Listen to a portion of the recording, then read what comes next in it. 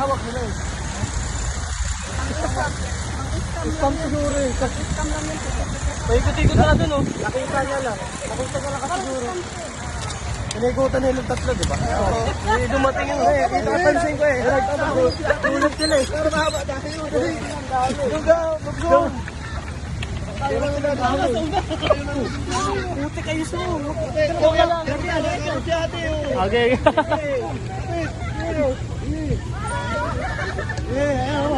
Ligaw mo na!